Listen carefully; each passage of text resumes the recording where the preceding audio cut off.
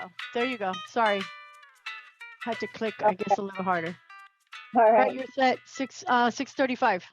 Okay, good evening, everyone. It's 6:35, so we'll call the May meeting of the President's Council to order.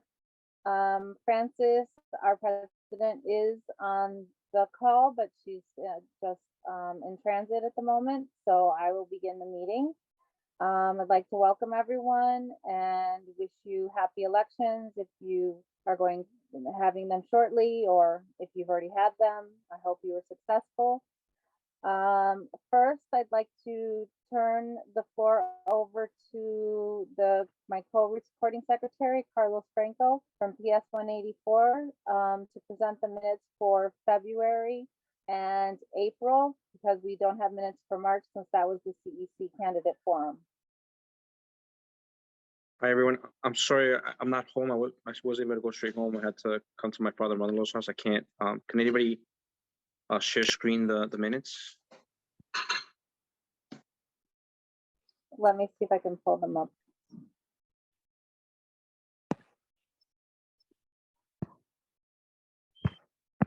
I'm also going to try on my phone. I think in a previous meeting, so I'm going to try as well. Hold on.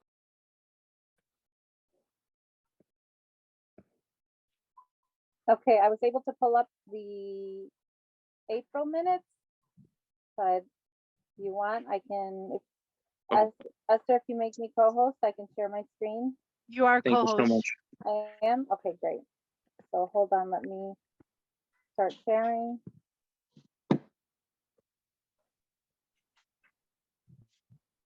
Sorry, everyone, for not being prepared to share the minutes. So for April 17th, meeting started at 6:30 p.m. We discussed. Sorry, I can't hear. Oh, do we just do a moment of silence to allow people to read? Just kind of an overview. Okay. Yeah, just give them a few seconds to read it. Okay. So we met and we had a few presentations up. Danielle DeMango, our superintendent, had a few announcements to make. Some of the updates, as you could see, including a high school enrollment, kindergarten. Hold on. She also mentioned the District 25 newsletter, as well as the basketball all-star game and championship that she was able to visit.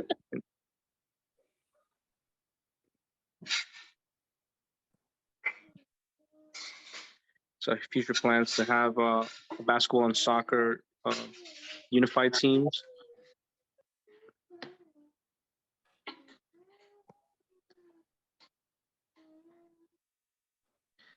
Also mentioned about the HNH school year for 2023-2024, a new program that's going to help better evaluate reading for schools in our district. Principals and teachers from our districts were able to go see a model or see in action some presentations, 3 different options, and the HNH was chosen, was the most popular.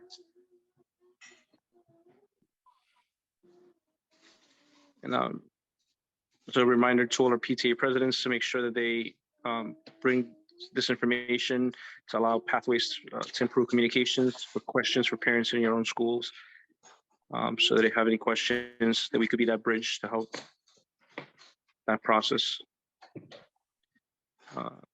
Ms. Rios also had mentioned the election, the CCEC election.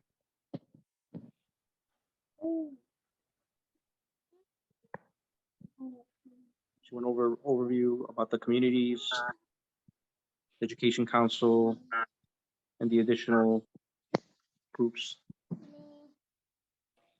Also to make sure that you logging into your New York City school accounts.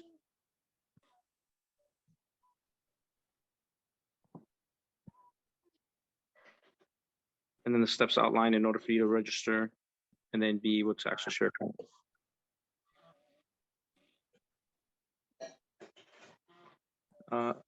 We ended with Francis speaking about reimbursement concern when it comes to your PTAs. Make sure that you yourself are not signing over a check for reimbursing yourself. It has to be two other people that will sign the check and endorse the check for you to cash in. And there's something to be aware of for your auditing purposes. So if you get audited, you won't be cited or have any issues with discrepancies and things like that.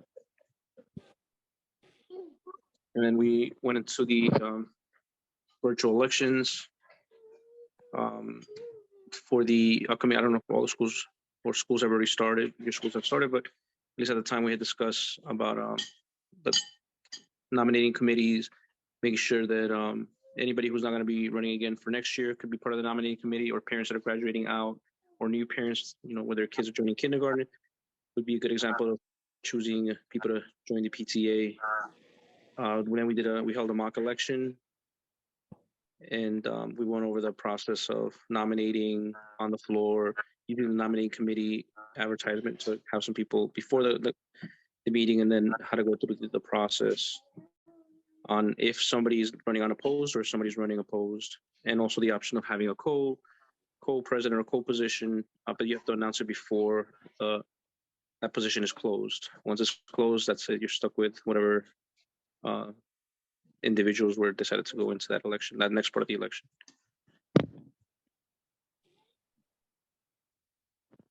And the meeting was adjourned at 8:06 p.m.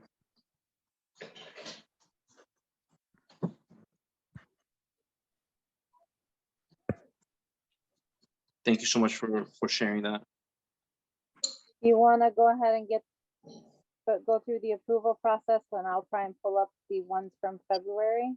Yes, please. Yes. I'd like to move forward to have our minutes for April to be approved. Is anybody motion to pass the minutes? Francis makes a motion to pass. Thank you. Anybody second? This is Rachel, I second. Thank you so much. Is anyone opposing the minutes? No? Okay, minutes are approved. What's the next? You're reading the next one?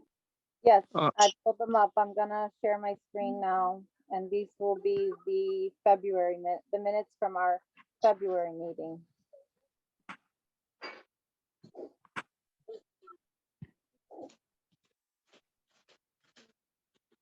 Can you see the screen? So the minutes? Yes.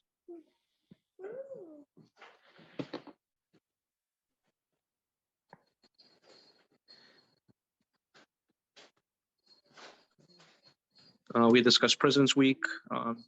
Students are still waiting to take their makeup tests, math assessments. Wednesday, March 1st meeting, President's State of the District. And introduction. We had spoken about Acadians and iReady screening data slides. It was really difficult to keep up with the slides, but the information you'll see is as much as I could capture on the results of those slides.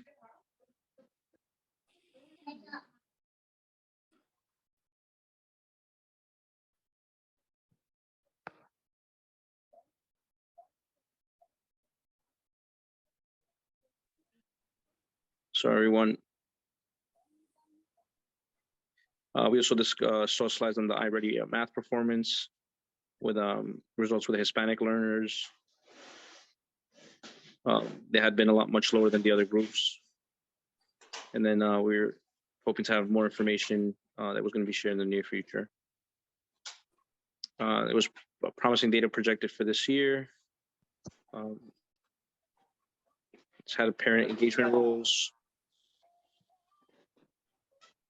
And the data that we received is also very positive. Good thing to know with these systems that do the projections based on how the children are doing early in the year. They're very accurate, and they're usually whatever they predict is usually happens. It's very good technology when it comes to evaluating our students. Next portions are question and comments.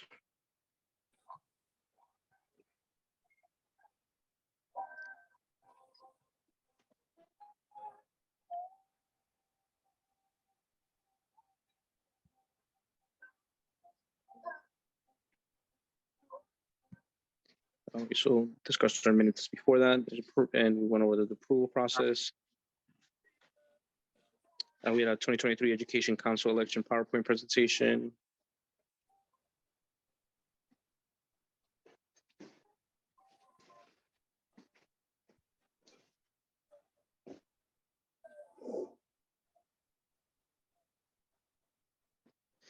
Yeah, we actually discussed it in April as well, but the law had changed in 2019. Now any parents that have a child in public school can vote. We also went over to create your own account, and each parent of the child can also cast a vote. So it's not just one vote per family; it's one vote per parent of a child. And of course, once you vote, you receive an email confirmation.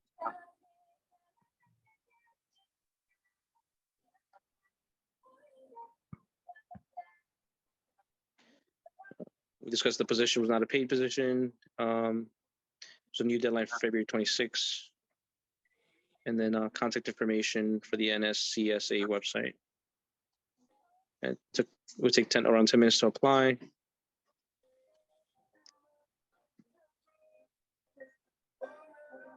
And Francis discussed the WhatsApp and other forms of mass communication. Should be careful as it relates to misinformation and communication.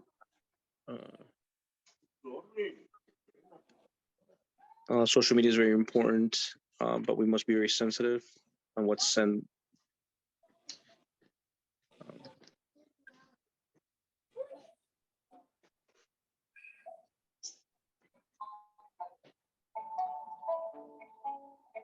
And we discussed further Danielle Domingo about group chats and things like that, and how these conversations, we have to be very careful to make sure it's all acceptable and no one is being disrespected. And meeting was adjourned at 8:24 p.m.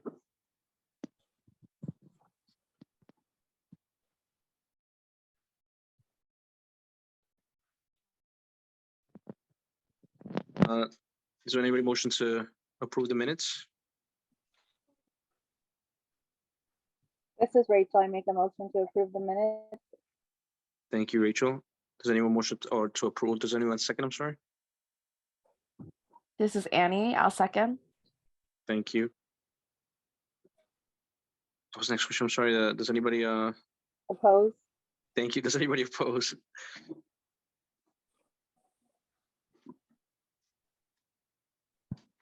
If no one opposes, then the minutes are approved.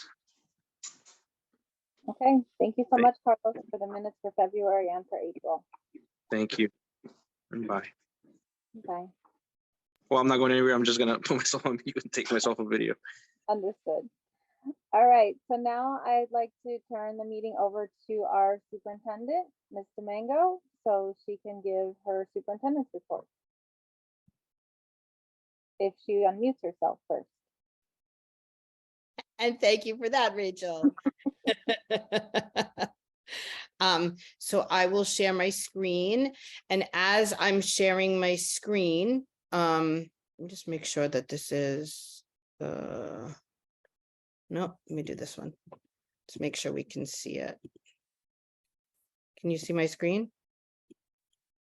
Yes. Yes. Yes, Okay, perfect.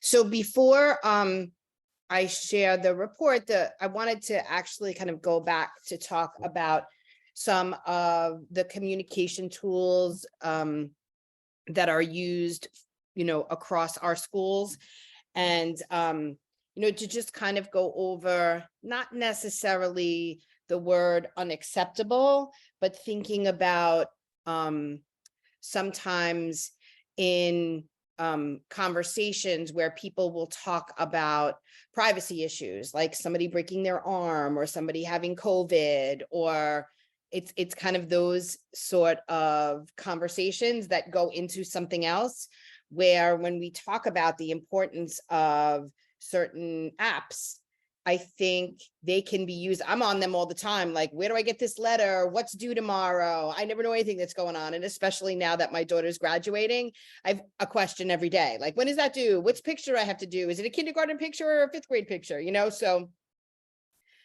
they are really useful tools.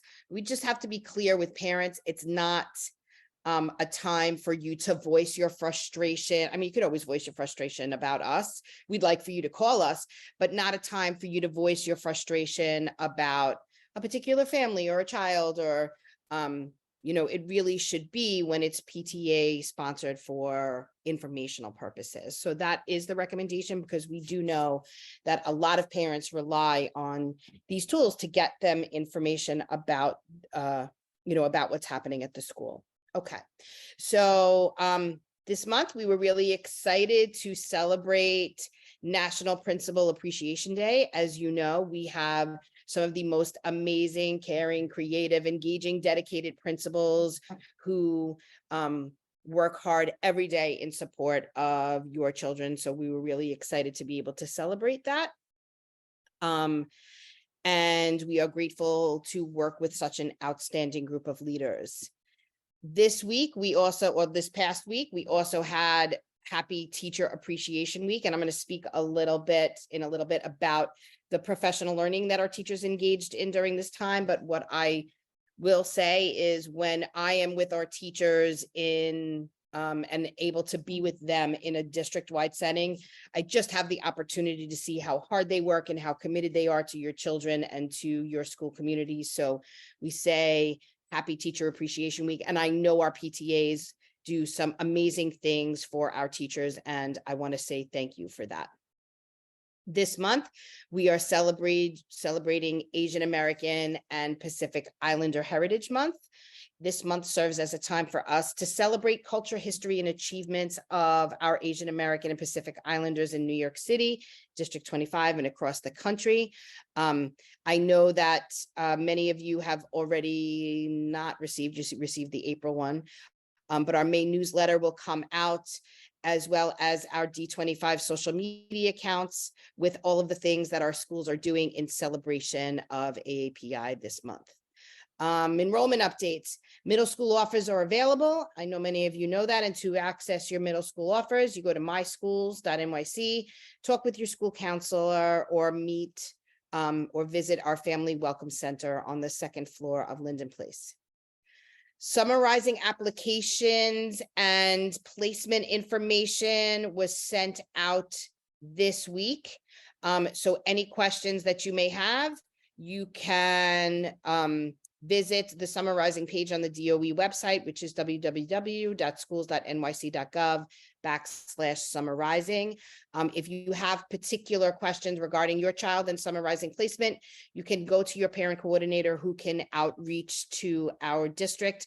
District 25 has a district point, which is Louis Latito, and he is supporting all of our schools to make sure that summarizing opens as well as it has in the years past, and we have as many students participating as possible. Upcoming holidays and non-attendance days. We know May 29th is Memorial Day. Schools are closed. Anniversary Day is no students in attendance. It is a professional learning day. Friday, June 9th is a clerical day for all of our schools. And Monday, June 19th is schools closed for Juneteenth. Our state testing went really well this year. As you know, our students took the ELA April 19th and 20th, and our math exam dates were May 2nd and 3rd. Our nicest LATs, which are our students who are our English language learners, run from April 17th to May 26th for speaking, and May 15th through 26th for reading, writing, and listening. Our 8th grade science performance test runs from May 23rd to June 2nd, and June 5th is our written for our 8th graders. and Regents assessments are from June 14th to June 22nd. We had 6 schools participate in the D25 computer-based testing for our ELA and math. It went very well. Tomorrow, one of our principals is doing a presentation for our other principals. Next year, each of our schools has to select one grade that will be used for computer-based testing. But our schools that did it this year are PS 20, IS 25, PS 120, junior high school 194, 219, and 379. So as PTAs, you might want to meet with your principal to talk about how computer-based testing went. But for the most part, in conversations with both students, staff, as well as building leaders, they thought it went really well for our students. Periodic assessments will be happening between May 1st and June 17th. And we will be giving iReady and Acadience in grade, for reading, we will be giving in grades K to 2 Acadience, and 3 to 8 will be taking iReady. For math, both K to 2 and 3 to 8 will be taking iReady. And for our Algebra 1 8th grade students who are in algebra, they will be taking the MAP growth assessment. Our district's debate league, congratulations to IS 25, the Sharks team, for placing first in the District 25 Debate League virtual tournament. We are proud of our middle school students for participating and preparing extremely well for these debates. I had an opportunity to take part in them. Our students were amazing. So I want to thank you also to all our debate coaches and judges for supporting. And we are excited that this Saturday will be our District 25 Debate League Championship. We're excited that we are hosting at Junior High School 185 this Saturday, our Tri-State Championship, where our students will have an opportunity to debate students from across the city, states, as well as other states. And this is sponsored by Council Member Vicky Palladino and Council Speaker Adrian Adams. So stay tuned for pictures and results from that in our next newsletter. Congratulations to PS 184 and 209 students for being regional contest winners in our New York statewide virtual elementary mathematics tournament. Which is a very competitive event, and the focus of the tournament is the 24 game, which is designed to support fact fluency, automaticity, problem solving, procedural fluency, and other critical math skills. We're looking forward to the in-person statewide championship event on Saturday, May 20th at the University of Albany. Next, Minecraft Battle of the Boroughs, and this was really exciting work that we are doing for Computer Science for All. PS 24 and PS 200 had the top submissions for the 2023 Minecraft Battle of the Boroughs Challenge. Our student teams competed live against other top borough teams at the Queens Borough Championships. The Queens team that wins was invited to the citywide championship. Shout out to both Kerry McGarvey, teacher at PS 24, and Danielle O'Connor, teacher at PS 200, for leading this Minecraft work in their schools. We also, just an update to our unified curriculum that we will be rolling out this September. Over the past week and ending today, our amazing District 25 team held professional learning for all of our teachers across all of our schools in different grade bands, K to 2 and 3 to 5. And all of our teachers unpacked what our HMH curriculum, our interreading curriculum, has available. And they were given module 1 that will be available for them to start in September. Our next phase of this work, we are going to be looking really closely at the parent opportunities and the parent information that's going to be given. I'm going to be working very closely with Esther, as well as President's Council, to make sure that our parent coordinators and our PTA presidents and PTA boards have the information necessary so our parents can actively participate in this rollout as well, ask questions, get the resources that they need to support their students at home. There is so much that HMH has to offer for our parents, and we are really excited to engage in this work with you. My last recommendation, something I spoke to Esther about, every year I do an elected breakfast where all of our principals come in and they have an opportunity to connect with the elected officials. And one of the things that I do recommend that other president's councils do across the city is they have their own legislative breakfast where they invite local elected officials from across the district from a parent's perspective, where all of the presidents from President's Council, as well as other members of your PTA, can engage in conversations with local elected officials from a parent's perspective. So I do encourage, if that is something that District 25 is interested in, Esther and I are very willing and able to support you in rolling this out perhaps September, but I just wanted to kind of put that on the table for our parent leaders to think about. And that's it for me. Oh, let me stop sharing. Thank you so much, Superintendent Mango.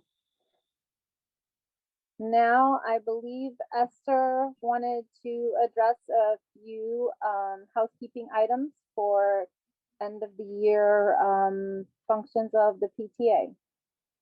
Great, thank you. I just wanted to give a thanks to everybody who voted for CEC. We did really well. I also wanted to talk about your upcoming elections. It is very important that once your elections are completed at your school, that you fill out the election certification form, and that is submitted to the principal and then submitted here. The reason why we need that, and it's very important, is because on our election day, which will be June 12th, we need to verify who the new PA-PTA presidents are at each of our schools. We will be going by that list, the election certification form, to go ahead and give you a code so you could come to President's Council and vote. We have 34 schools. We need a total of 8 schools present. We're hoping for all 34 to show up. And we will then go ahead and have our elections for President's Council. So that each school could be in compliance, you do need to have the 3 executive board members, which is your president or COs, treasurers or COs, and recording secretary or co-recording secretaries. Same thing goes with the district. For us to be in compliance, we need to have elected executive board, which consists of the president or co, treasurer or COs, or recording secretary or COs. Every year, we're very fortunate that we all have our elections in place and that we all succeed in meeting compliance. So I kindly ask you to please make sure to fill out that election certification form. Another reminder, this meeting is an open meeting, and anybody in your school, other members can come. It's not just slated for your president or co to come. It's open to all. If your board wants to come, everybody's invited. It's an open meeting. Now, we had voting, only 1 vote per school, but everybody's voted. Everybody's welcome to come, especially next month. The old PA-PTA board can come and bring the new PA-PTA board to kind of introduce them to what President's Council is about. Since they will be voting, you can go ahead and join with them just to, introduce them. Let me see what else. And the next thing on the plate is it's very important that you prepare, your treasurer should be preparing your end of the year annual PA-PTA financial report that must be filed with the principal by June 30th. Once that is filed, it is once that's complete, it's given to the principal, and a copy should come to President's Council to me so I could go ahead and file it in President's Council. You could go ahead and get all the information, or I already put the link to get the election certification, to get the annual PA-PTA financial report, just in case you don't have it. And that is it on my end. Thank you. Okay, thank you, Esther. Okay, now I'd like to open up to the floor if there are any questions. Wait, Rachel, I forgot one thing. Sorry. Sure. I put a post-it here and I totally forgot it. Many schools have been calling the district, calling myself and Francis, and asking how much can a PA-PTA carry over for next year. There is nothing in the chancellor's regulation that states how much money you have to leave. Now, if you're leaving a large amount of money, say over $6,000, make sure that it's allocated for what you plan to, if we're very successful and you have more than enough money, you want to allocate some funds for the incoming PAPTA, and you might want to also discuss with your principal what they would like, what would they like for you PAPTA to buy for them or donate if you have that much money to go ahead. But it doesn't state anywhere in chancellor's regulation that it has to be a set amount. So if you're a very successful fundraising school and have more than enough and can leave the incoming PAPTA, well, let's say 3,000, 5,000, that's fine.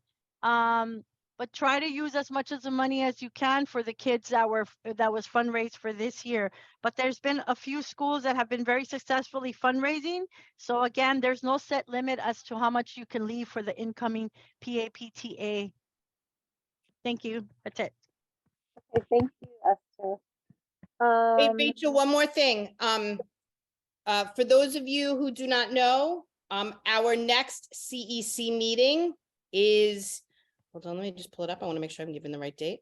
Our next CEC meeting is Tuesday, June 6th. yes, and that is going to be our district-wide award ceremony. So it is going to be held at IS 25. So we hope that all of you can participate. And that's it for me. Okay. Esther, that's it for you? Yes. Okay. So now I'd like to open it up to the floor. If anyone has any questions that they'd like to bring to President's Council.